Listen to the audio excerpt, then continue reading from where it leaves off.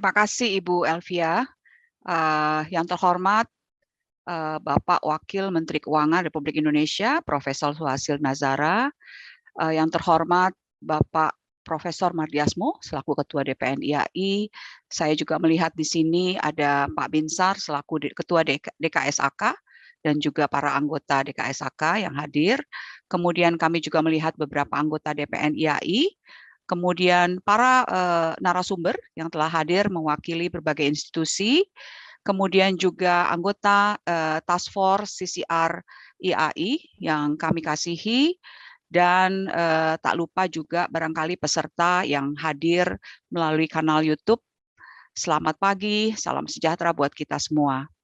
Saya mendapatkan kesempatan menarik untuk diberikan waktu 30 menit untuk mendiskusikan sebenarnya perkembangan tren global terakhir terkait dengan sustainability reporting. Nah, tentunya kalau kita para pemerhati sustainability issue, barangkali setahun terakhir bisa melihat betapa banyak sekali aktivitas yang telah dilakukan berbagai stakeholders di dunia dalam rangka berkontribusi secara aktif agar memang isu-isu yang paling penting saat ini yaitu mengenai climate change itu bisa teratasi ya pelan-pelan begitu ya.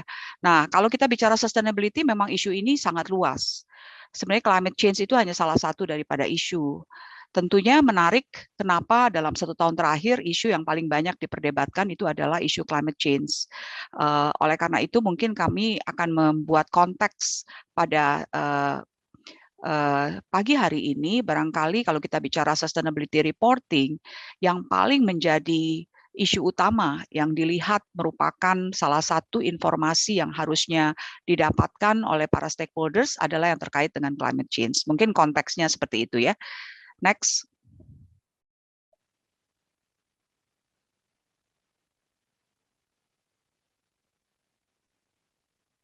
Boleh ke slide berikutnya barangkali. Pertama mungkin dibuat disclaimer, memang ini adalah sesuatu due proses kami, bahwa ini bukan posisi daripada DPN, juga bukan posisi dari Task Force CCR IAI.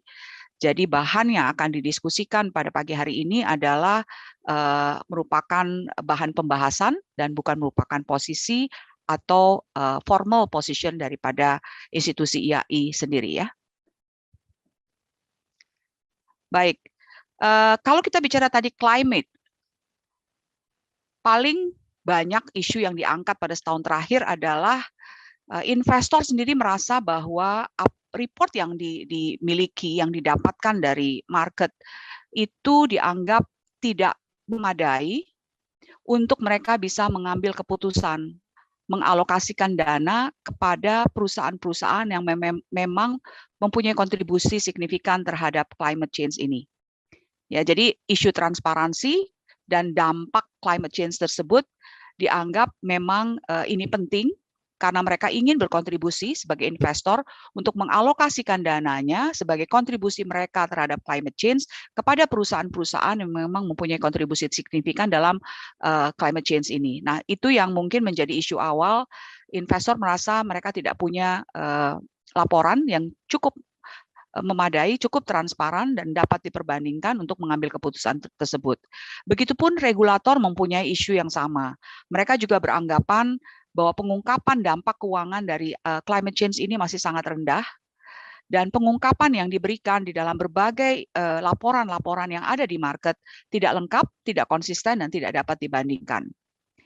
Dari sisi penyusun kebijakan, juga memberikan komentar serupa, bahwa memang climate change ini sangat penting dan diperlukan kebijakan untuk menciptakan sustainable economy. Jadi 3 driver ini, regulator, investor, dan penyusun kebijakan, merupakan driver utama kenapa isu ini begitu banyak diperbincangkan dalam 1 tahun terakhir. Kita lihat perkembangannya, next. Nah, kalau kita bicara existing, tadi mungkin Pak Mo dalam speech-nya sudah memberikan gambaran, ada 5 standard setter dengan berbagai spektrum dan berbagai fokus ya. Pertama adalah SASB. SASB ini adalah Sustainability Accounting Standard Board. Jadi memang SASB ini adalah salah satu standard board yang paling fokus untuk memberikan accounting metrics dampak kepada financial impact daripada semua aktivitas sustainability, ya. Dan dia mempunyai satu standar yang cukup detail per industri, ya. Kemudian yang kedua adalah integrated reporting, lebih fokus bagaimana dampak daripada sustainability ini kepada value daripada perusahaan.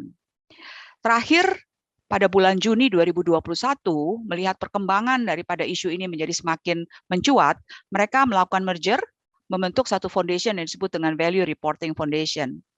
Di samping itu kita tahu, barangkali di Indonesia kita kenal yang namanya GRI, kemudian ada CDP, dan ada CDSB. CDSB ini adalah Climate Disclosure Standard Board. Jadi kalau kita lihat standar yang dipunyai oleh CDSB, memang sangat kental fokus kepada climate disclosure. Ya, tetapi dengan adanya 5 standar setter seperti ini, tentunya apa yang tadi sudah diceritakan oleh Pak Mo, investor merasa bahwa standarnya sangat fragmented, kemudian masing-masing standar setter mempunyai fokus yang berbeda-beda, jadi variety of user, objektifnya berbeda-beda, dan ini menyebabkan ada kebingungan di antara preparers dan juga investor sendiri terhadap keandalan dan comparability daripada informasi tersebut.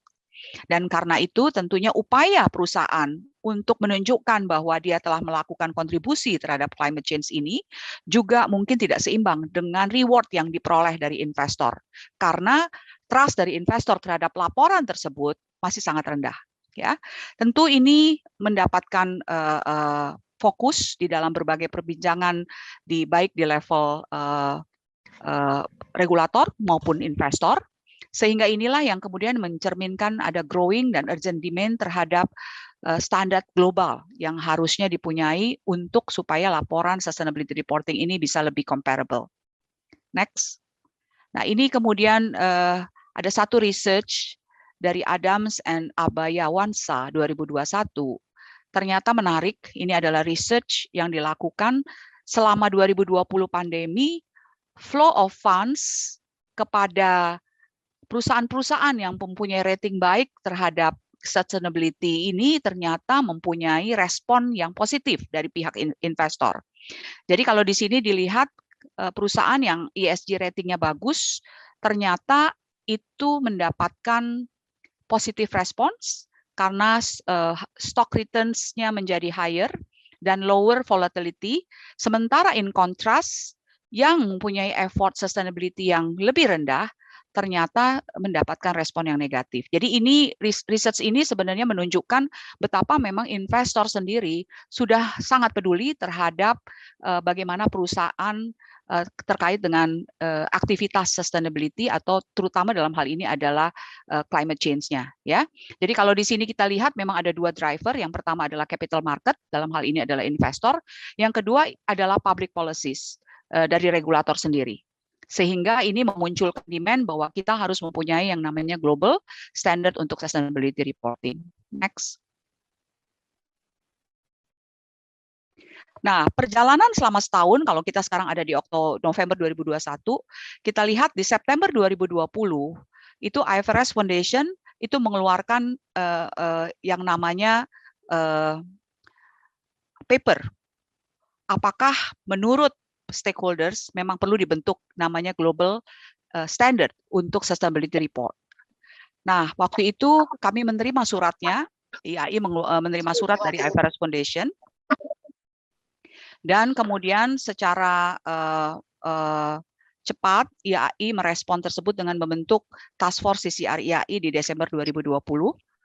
Karena kami melihat bahwa isu ini akan menjadi suatu isu yang membutuhkan suatu tim khusus ya untuk bisa menanggapi secara konsisten dan secara berkelanjutan. Dan ini terbukti karena bulan April 2021 rupanya semua stakeholder menyatakan dukungannya terhadap pembentukan International Sustainability Standard Board di bawah tata kelola IFRS Foundation, sehingga April 2021 IFRS Foundation langsung mengusulkan merubah konstitusinya supaya dia punya landasan konstitusional untuk membentuk ISSB di bawah tata kelola IFRS. Karena di bawah existing konstitusionalnya IFRS Foundation tidak ada yang namanya dewan khusus untuk sustainability board, ya. Ini kemudian dikirimkan surat lagi kepada IAI dan juga semua stakeholder yang lainnya, apakah ini disupport dan kemudian apakah memang tata kelola yang dipropose oleh IFRS Foundation ini sesuai atau kurang atau harus diimprove. Oleh karena itulah kemudian kami juga dari IAI memberikan tanggapan dan ada beberapa tanggapan yang kami berikan waktu itu kepada IFRS Foundation yang kemudian akhirnya nanti berujung kepada announcement di tanggal 3 November terbentuknya ISSB oleh IFRS Foundation. Di dalam perjalanannya tentunya ini mendapatkan dukungan yang konkret. Tanggal 10 Juli 2021 di dalam G20 Finance Ministers and Central Bank Governance Meeting, di situ sudah di-emphasize bahwa memang diperlukan satu global standard untuk sustainability report dan mereka mendukung bahwa IFRS Foundation itu menjadi pihak yang memang dipandang akan mampu untuk membuat International Sustainability Standard Board. Dan akhirnya pada 30-31 Oktober 2021 di G20 Rome Leaders Declaration, di sini jelas di-echo bahwa mereka juga mensupport. Ya, jadi ini merupakan bentuk support sehingga pada 3 November di COP26 di Glasgow, IFRS Foundation Leader mengumumkan pembentukan ISSB di sana. Jadi dalam hal ini berarti secara formal telah terbentuk ISSB per 3 November 2021. Tentunya kita akan menunggu apa yang akan mereka lakukan, rencananya sampai bulan barangkali 6 bulan ke depan. Pertanyaan besarnya tentu kepada Indonesia seperti tadi yang disampaikan oleh Pak Wamenkyu adalah bagaimana respon kita terhadap pembentukan ISSB, apa yang harus dilakukan di Indonesia, terutama karena positioning Indonesia yang sangat unik sebagai negara yang mempunyai barangkali hutan yang cukup sangat besar.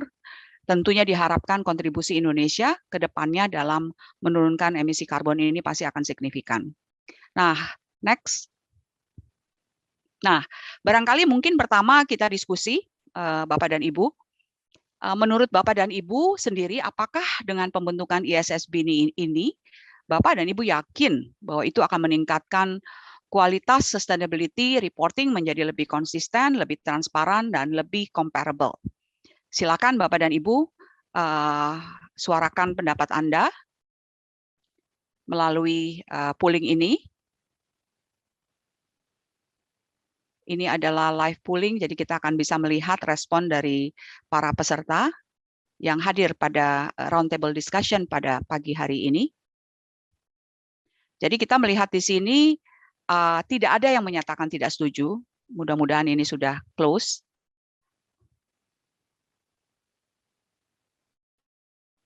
Tapi ada yang menyatakan sangat tidak setuju. Jadi mungkin nanti saya ingin dapatkan juga ya, Bapak dan Ibu kalau boleh chat di chat room itu, kalau sangat tidak setuju mungkin alasannya apa, supaya kita bisa dengar.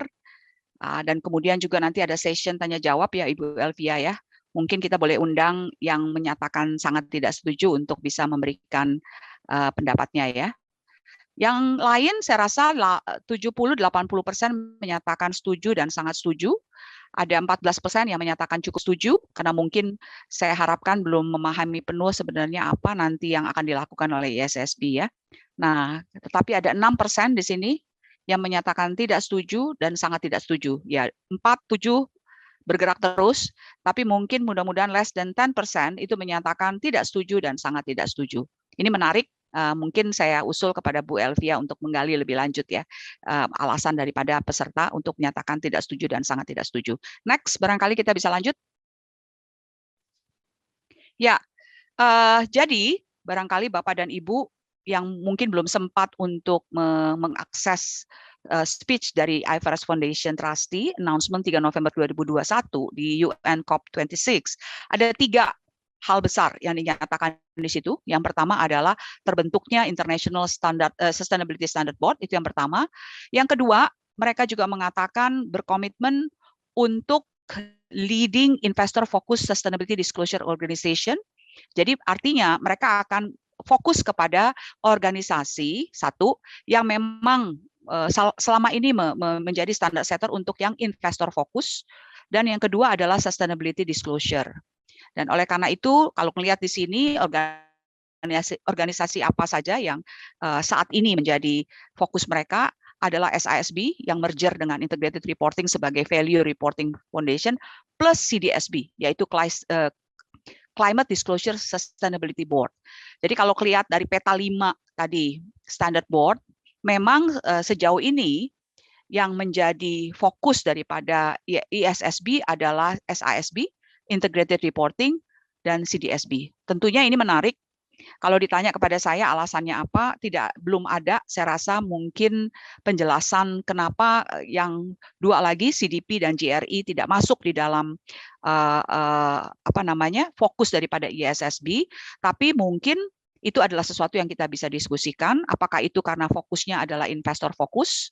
Kemudian yang kedua, yang fokusnya untuk saat ini adalah climate change, climate related change, gitu. Sehingga memang dianggap organisasi inilah yang barangkali lebih relevan, gitu ya. Kemudian yang ketiga itu kita lihat juga komitmen mereka untuk membuat publication daripada prototype climate and general disclosure requirements yang didevelop oleh Technical Reading Working Group. Jadi Technical Readiness Working Group ini terdiri dari berbagai pihak, dalam hal ini adalah CDSB, Value Reporting Foundation, IASB sendiri, jadi IASB sendiri sudah terlibat di dalam TRWG ini, kemudian ada Task Force Climate Related Financial Disclosure, ini adalah sebenarnya task force yang memang dipunyai oleh G20, dan terakhir adalah IOSCO sebagai regulator pasar modal ya. Jadi dari 5 pihak ini memang telah dihasilkan prototype untuk climate and general disclosure requirements. Sekali lagi, tentunya prototype ini bukanlah produk yang nanti akan diterbitkan oleh ISSB, tetapi mungkin kalau Bapak dan Ibu ingin mempunyai insight kira-kira seperti apa nanti produknya, barangkali ini berguna ya untuk memberikan insight awal. Next. Nah, ini adalah beberapa dukungan yang telah diberikan terbentuknya ISSB di G20 Rome Leaders Declaration, tentunya para pemimpin negara-negara G20, kemudian World Economic Forum juga telah menyatakan dukungannya, dan juga IOSCO. Jadi ini adalah kita memilih 3 statement yang artinya dunia telah mengapresiasi dan merecognize terbentuknya International Sustainability Standard Board. Next. Bagaimana tata kelola daripada ISSB ini diletakkan dalam konteks IFRS Foundation? Jadi kalau Bapak dan Ibu yang mungkin cukup familiar dengan IFRS Foundation governance, di dalam IFRS Foundation ini ada 3 layer ya. Jadi pertama itu adalah IFRS Foundation Monitoring Board. Pada dasarnya IFRS Foundation Monitoring Board ini terdiri dari pihak-pihak yang memang jadi donatur dari IFRS Foundation sendiri, karena IFRS Foundation itu memang lembaga yang berdasarkan donasi, dan donasinya itu diperoleh dari negara-negara yang memang mengadopsi IFRS dan juga berbagai regulator dan institusi-institusi stakeholders-nya ya. Nah, inilah yang namanya IFRS Foundation Monitoring Board, merupakan donatur. Kemudian yang layer kedua itu adalah IFRS Foundation Trustee. Ini adalah oversight board dari board di bawahnya. Jadi IFRS Foundation Trustee itu adalah satu trustee yang dipilih oleh IFRS Foundation Monitoring Board untuk mengoversight dewan yang ada di bawahnya. Sebelum ada ISSB, mereka hanya punya satu dewan yang disebut dengan International Accounting Standard Board. Dan dengan adanya perubahan konstitusi IFRS Foundation, mereka menambahkan satu board lagi yang disebut dengan International Sustainability Standard Board. Dan kalau kita lihat di sini, mereka adalah satu level. Jadi 2 board ini akan menjadi 2 board yang independen. Tapi tentunya kita berharap karena ini di bawah tata kelola yang sama, yaitu IFRS Foundation, akan terjadi interaksi dan kerjasama dan kolaborasi di antara International Accounting Standard Board dan ISSB, sehingga apapun produk yang akan dihasilkan oleh International Sustainability Standard Board tetap bisa di-align-kan dengan apapun yang telah di-issue di International Accounting Standard Board. Salah satu perkembangan yang menarik, Bapak dan Ibu, adalah diterbitkannya Exposure Draft IFRS Practice Statement nomor 1. Di mana sebelumnya sudah ada IFRS Practice Statement nomor 1, di dalamnya belum ada disclosure mengenai sustainability. Tetapi dengan perkembangan terakhir, di mana ISSB ini masuk di dalam tata kelola IFRS Foundation, maka IFRS Practice Statement nomor 1 tentang Management Commentary itu direvisi. Dan sekarang dalam tahap exposure draft, dan saya mencoba membaca, ternyata salah satu revisi besarannya adalah memasukkan disclosure sustainability di dalamnya. Nah, ini merupakan salah satu perkembangan baru, di mana telah terjadi pelan-pelan alignment antara apa yang akan diterbitkan oleh International Accounting Standard Board dan apa yang akan juga nanti akan dikeluarkan oleh International Sustainability Standard Board. Sehingga diharapkan concern utama kita selama ini kalau kita membaca sustainability report bahwa kita tidak mudah mengaitkan aktivitas sustainability yang dilakukan oleh perusahaan terhadap dampaknya terhadap value dari perusahaan dan dampaknya terhadap financial statement, itu mudah-mudahan akan terjembatani dengan tata kelola yang baru di mana itu ada di bawah IFRS Foundation. Next. Nah, coba kita bedah sedikit berdasarkan informasi yang kita punya sekarang, kira-kira strategic decision ISSB itu akan seperti apa? Ini penting supaya kita paling nggak punya insight kira-kira kemana arah dari ISSB ini. Yang ada empat blok. Yang pertama adalah mereka jelas-jelas mengatakan mereka akan konsentrasi pada investor focus disclosure. Jadi kita tahu sustainability itu stakeholders-nya banyak. Bukan hanya investor, tetapi arah daripada ISSB, mereka akan fokus untuk investor. Jadi kalau nanti ada stakeholder lain di luar investor, dalam jangka panjang kelihatannya itu belum masuk dalam radar mereka. Ya. Yang kemudian yang kedua, strateginya adalah build on existing investor focus framework. Artinya nanti kita akan lihat, mereka akan lihat apapun yang ada sekarang, standard disclosure requirement yang investor fokus, mereka akan leverage itu. Dan yang ketiga itu adalah global baseline. Dan yang keempat yang paling penting, barangkali ini yang kita harus set the context, climate first, but not climate only. Jadi walaupun mereka sudah set bahwa mereka akan fokus terlebih dahulu kepada climate, karena mungkin itu dianggap yang paling urgent, yang paling penting sekarang, tetapi ISSB ke depan dalam jangka panjang tidak melulu akan bicara mengenai climate, walaupun mungkin dalam jangka pendeknya itu merupakan fokus mereka. Ya, kita coba bedah satu-satu Bapak dan Ibu. Next. Ya, bicara mengenai investor fokus, ini kenapa mereka investor fokus? Karena memang kalau kita bicara IFRS Foundation, memang dia itu framework-nya memang memberikan informasi keuangan untuk investor. Jadi kalau kita lihat IFRS misalnya, itu memang investor fokus. Jadi no doubt kenapa kemudian mereka memilih fokusnya adalah investor. Itu sejalan dengan produk-produk IFRS saat ini, ya. Jadi tapi itu kemudian align dengan demand side, di mana memang investor meminta, merequest agar ada satu sustainability information yang lebih comparable dan dapat diterima secara global, ya.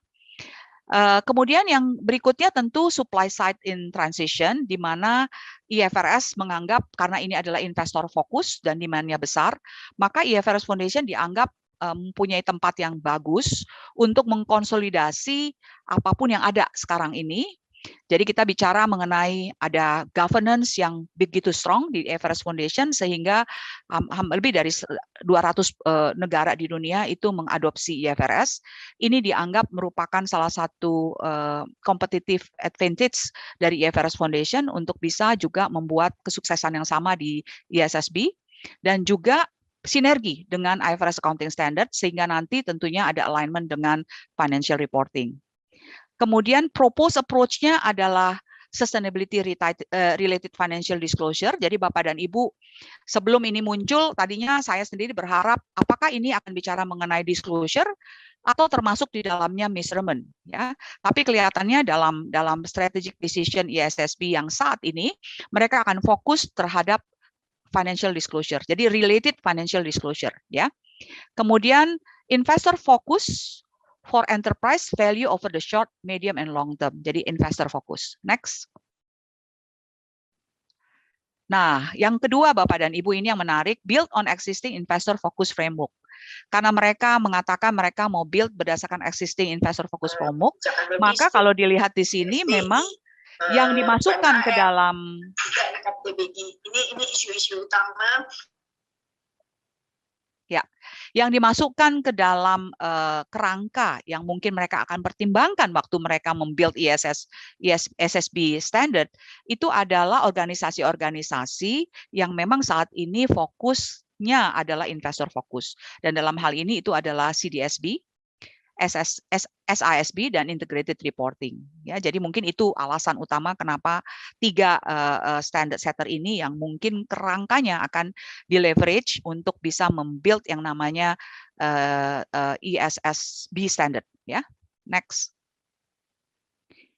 Nah, mungkin kita stop di sini, Bapak dan Ibu, karena tadi kita bicara ada banyak sekali standard setter yang saat ini ada. Sebelum ISSB itu ada CDP, ada CDSB, ada SISB, ada IIRC, ada JRI, bahkan ada UN SDG tentang sustainability.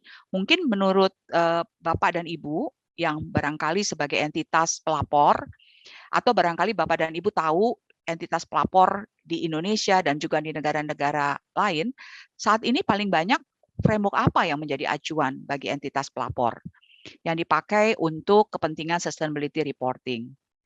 Sepengetahuan Bapak dan Ibu, kalau misalnya Bapak dan Ibu entitas pelapor tentunya merefer kepada apa yang Bapak Ibu laporkan, tapi kalau Bapak dan Ibu bukan entitas pelapor, mungkin boleh berdasarkan observasi kira-kira apa nih, terutama di Indonesia ya, yang dijadikan dasar gitu kan, untuk pelaporan sustainability reporting.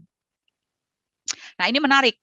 89% mengatakan Global Reporting Initiative ya. Jadi memang kita tahu selama ini terutama di Indonesia ya, referensinya justru adalah Global Reporting Initiative gitu ya. Ada beberapa yang menjawab UN SDG, ada 20% juga Sustainability Accounting Standard Board. Kemudian ada sebagian kecil mengatakan CDP dan juga IIRC juga ya. Tetapi yang menarik justru 97% itu mengatakan acuannya adalah Global Reporting Initiative yang interestingly tidak menjadi bagian dari framework yang nantinya dipilih dalam pembentukan atau penyusunan standar bagi ISSB ya. Tentunya ini menarik untuk didiskusikan barangkali sebagai pemerhati yang memang sangat memahami GRI, barangkali lebih mengetahui daripada saya kenapa nih GRI tidak in the radar ya, compare to yang SISB atau IIRC dan juga CDSB ya. Next. Oke. Nah, ini yang paling penting Bapak dan Ibu. Jadi mereka sudah membuat global baseline-nya seperti ini. Jadi yang abu-abu, yang paling bawah itu adalah financial reporting dengan investor fokus. Ini apa? Ini adalah memang IFRS yang mereka sudah issued dari International Accounting Standard Board. Fokusnya adalah in financial reporting dan investor fokus. Jadi kalau kita bicara makanya bicara mengenai non-profit gitu ya, itu tidak dikeluarkan oleh IFRS karena non-profit itu dianggap bukan investor fokus. Jadi saat ini IFRS punya 2, IFRS dan IFRS for SME, dan dua-duanya memang investor fokus ya. Nah, oleh karena itulah tidak heran kenapa ISSB yang juga dalam tata kelola IFRS Foundation juga akan fokus kepada sustainability related financial disclosure yang investor fokus ya. Dalam hal ini tentunya akan berbeda dengan barangkali kita bicara stakeholder yang di luar investor yang barangkali juga punya kepentingan ya. Misalnya dari sisi ekonomi, dari sisi environment, kemudian impact-nya ke people, itu adalah broader multi stakeholders focus yang tidak menjadi fokus utama saat ini. Tapi bukan berarti bahwa mereka tidak akan ke sana. Jadi kalau kita lihat arahnya, itu ada di abu-abu paling atas, dan ini dianggap adalah long term plan mereka akan ke sana, tetapi saat ini mereka akan fokus kepada yang merah, yaitu yang investor fokus. Next. Next, pooling. Wah, kok ini udah dijawab ya? Kenapa ini udah dijawab ya?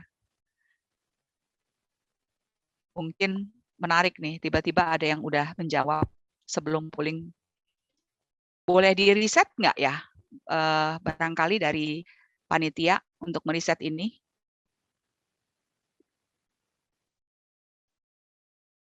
Apakah masih bisa di-reset? Ya, terima kasih. Baik, Bapak dan Ibu, kita masuk ke pooling berikutnya. Menurut Bapak dan Ibu, berdasarkan analisa biaya dan manfaat, aktivitas pelaporan sustainability apakah akan menambah nilai bagi entitas pelapor? Itu mungkin pertanyaannya. Apakah menurut Bapak dan Ibu, pelaporan sustainability akan menambah nilai entitas pelapor atau tidak? Walaupun tadi ada research ya, 2021 ternyata dampaknya positif, terutama di capital market, karena ternyata investor akan melihat yang ratingnya tinggi, tetapi mungkin tidak demikian, barangkali belum tentu itu sesuai dan align dengan apa yang Bapak dan Ibu rasakan sebagai entitas pelapor. Apakah saat ini Bapak dan Ibu apabila mengisu laporan sustainability merasakan manfaatnya nggak dibandingkan dengan cost-nya? Ya. Nah, ini menarik nih. Jadi sementara mengatakan 40% setuju, tetapi banyak juga yang mengatakan sangat setuju, berarti artinya 77% itu setuju, tetapi ada juga yang mengatakan tidak setuju atau sangat tidak setuju. Nanti mungkin Ibu Elvia bisa menggali lebih dalam ya Bu ya, yang menjawab tidak setuju atau sangat tidak setuju ini pengalamannya seperti apa. Ya, tetapi so far sebagian besar dari kita menyatakan setuju bahwa pelaporan sustainability nanti akan menambah value dari entitas pelapor dan tentunya akan juga mendapatkan respon positif, terutama kalau misalnya entitas ini adalah entitas di capital market ya. Next. Oke, strategic decision yang keempat itu yang juga penting kita pahami, climate first but not climate only. Jadi kenapa ISSB merasa mereka harus fokus ke dalam satu aspek sustainability yaitu climate, karena dianggap climate ini adalah isu yang paling penting dan paling banyak demand-nya dari investor ya. Kemudian barangkali tentunya pelan-pelan dia akan masuk ke disclosure lainnya di luar climate apabila memang ada global investor need. Jadi sekali lagi ya, drivernya itu adalah investor need. Jadi kalau misalnya investor itu request more than climate, maka mereka akan ke sana. Ya. Kemudian yang kedua adalah karena mereka melihat existing standard setter yang udah cukup ready, yang bisa di leverage, ya, yang dalam jangka pendek ini bisa di-convert menjadi satu standard, itu adalah yang climate. Itu alasan mereka kenapa mereka fokus ke climate. Next. Ya, ini tadi jawabannya pertama adalah the most pressing concern. Kemudian investor and prudent regulator memang demand on this.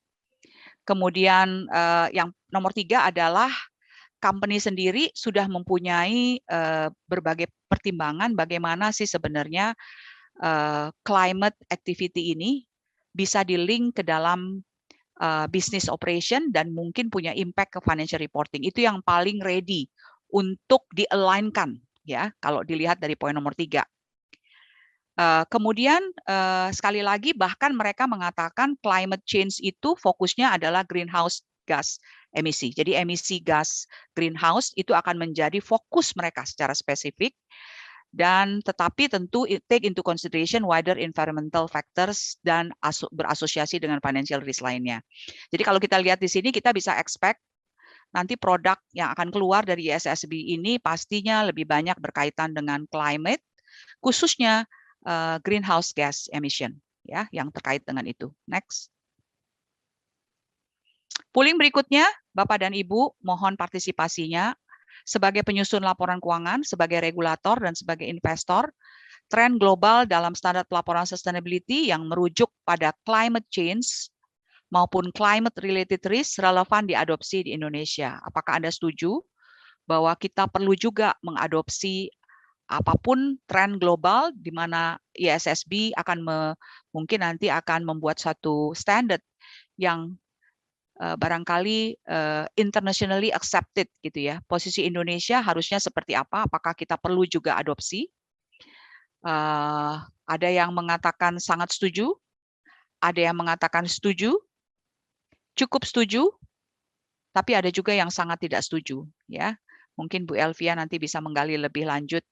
Kira-kira kenapa nih ada yang mengatakan sangat tidak setuju? Berarti kalau sangat tidak setuju artinya kita tidak perlu adopsi di Indonesia begitu ya. Kita harusnya punya nih, kita punya sendirilah versi kita sendiri gitu ya. Tetapi sekali lagi kita lihat sekitar 70% lebih itu menyatakan setuju dan sangat setuju. Jadi ini cukup positif tanggapannya. Tentu kita harus gali bersama seperti pesan dari Pak Wamenkyu, kira-kira bagaimana nanti kita melakukan adopsinya, bagian mana yang barangkali kita harus cukup berpartisipasi ya. Kalau menurut saya tentunya karena ini adalah sesuatu yang baru dan inisiatif baru, justru positioning Indonesia sebagai G20 presidensi di 2022 itu sangat kritikal untuk menyuarakan sebenarnya positioning Indonesia ya. Jadi seharusnya memang kita harus proaktif dan sangat aktif. Next. Terakhir, menurut Anda informasi terkait climate change maupun climate related risk yang saat ini dilaporkan oleh entitas belum memenuhi ekspektasi investor. Anda setuju nggak sih? Ini kan tadi kita bicara mengenai berbagai news ya di surat kabar, di internet. Tetapi Anda sendiri apakah memang setuju dengan pernyataan ini? Bahwa memang informasi yang ada belum memenuhi ekspektasi investor. Apakah Anda mendengar dari investor kira-kira responnya terhadap informasi yang barangkali kita berikan sebagai pelapor dalam kaitan dengan sustainability reporting? Sebagian besar mengatakan setuju, lebih dari 50%. Tetapi ada juga yang mengatakan tidak setuju. Nih konsisten nih kalau saya lihat dari polling yang awal sampai sekarang ada kira-kira less than 10% mengatakan tidak setuju. Saya rasa ini mungkin bisa saja stakeholders yang sama ya. Jadi mungkin ini perlu digali lebih lanjut. Terima kasih. Next. Nah, mari kita lihat ya produk yang ada saat ini Bapak dan Ibu yang disebut dengan TRWG proposal yang sudah Bapak dan Ibu bisa akses melalui publikasi di internet. Mereka itu rencananya akan memberikan rekomendasi kepada ISSB. Ada 8 poin yang akan mereka berikan. Yang pertama adalah General Requirements for Disclosure of Sustainability Related Financial Information. Jadi ini kayak kerangka dasarnya gitu kalau misalnya Bapak dan Ibu biasa dengan standar akuntansi ya. Kemudian yang kedua itu adalah Climate Related Disclosure Prototype. Yang ketiga, conceptual guidelines for standard setting. Jadi ini mungkin due prosesnya seperti apa. Kemudian nomor 4, architecture of standardnya. Ini menarik. Kemudian yang kelima, other items to inform standard setting agenda. Nomor 6, due process karakteristik. Nomor 7, ini adalah digitization strategy. Kemudian ke-8 adalah connectivity dengan IASB dan ISSB. Ya, dari 8 ini yang sudah ready untuk mereka bisa send itu ada 2, yang 2 di atas, dan ini sudah dipublikasikan di tanggal 3 November 21 pada saat IFRS Foundation Trustee itu mengisu pembentukan ISSB. Nah, Bapak dan Ibu bisa baca, lumayan tebal, ada ratusan halaman, tetapi kita mencoba untuk memberikan insight secara garis besar di dalam session ini. Next. Apa isi sebenarnya nomor 1 dan nomor 2, sekali lagi ada disclaimer di dalam proposal ini bahwa ini belum melalui due process, kemudian ini bukan exposure draft, ini adalah untuk informational only, dan tentunya belum tentu ISSB akan mengakomodasi produk ini. Jadi itu adalah disclaimer yang ada di proposal ini. Next. Ibu Rosita mengingatkan waktunya tinggal 1 menit ini Bu. Oke, baik. Ya. Terima kasih Bu Elvia. Nah ini adalah sekedar highlight kepada Bapak Ibu, isinya seperti apa. Jadi kalau boleh dilihat di sini itu mirip-mirip IAS 1, Presentation of Financial Statement. Mereka membuat apa definisi materiality, kemudian reporting channelnya seperti apa, kira-kira seperti itu. Next. Ini adalah kontennya, jadi mungkin nanti Bapak dan Ibu bisa baca sendiri, tapi intinya mereka men-set semacam kayak framework ya, daripada si disclosure-nya akan seperti apa. Next. Nah ini yang paling menarik nih, yang nomor 2, ternyata nanti akan masuk disclosure-nya per industri Bapak dan Ibu. Jadi tidak generic disclosure, tapi per industri. Dan yang paling menarik, next, yang merupakan perubahan besar ini adalah industri yang mereka akan atur, jadi cukup detail. Next. Nah ini Bapak dan Ibu, mungkin yang paling berbeda dengan apa yang biasa kita report sekarang di Indonesia, itu adalah accounting metrics. Ya. Jadi kalau kita bicara ini, kita ambil salah satunya apparel, accessories, and footwear industry. Ya. Di situ ada topik mengenai raw material sourcing, Salah satu yang diminta adalah percentage of raw materials third party certified to an environmental and also social sustainability standard. Jadi ada quantitative disclosure yang diminta dan itu ada certification-nya, ya. Dan itu mungkin akan banyak sekali diminta dalam konteks accounting metrics, sehingga nanti harapannya ini akan menjadi dasar untuk bisa diaudit. Nah, ada teman-teman IAP di sini, karena ini ada measurement-nya dan ada certification-nya, itu mungkin menjadi dasar supaya teman-teman akuntan publik bisa memberikan assurance dengan level yang lebih tinggi daripada yang diberikan saat ini. Oke, mungkin 1 menit lagi boleh Bu Ilvia? Role daripada accountant sangat penting. IFAC sendiri sudah memberikan positioning bahwa IFAC akan berkontribusi secara signifikan dan aktif. Tentunya balik lagi ke kita, Ikatan-Ikatan Akuntan Indonesia juga align dengan hal tersebut. Oleh karena itu kita membuild yang namanya CCR Task Force. Boleh next beberapa slide lagi. Mungkin ini kita bisa pass. Boleh di pass.